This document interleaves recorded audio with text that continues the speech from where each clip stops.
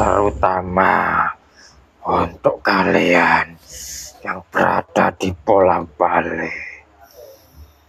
Jagalah budi luhur kalian, terutama kalian penduduk pribumi.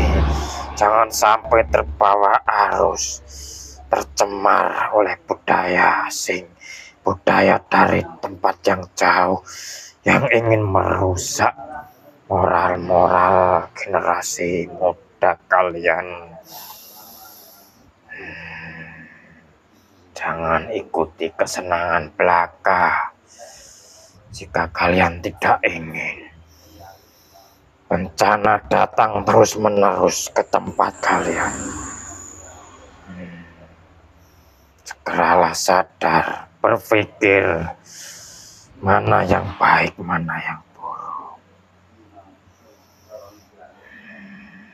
Itu satu.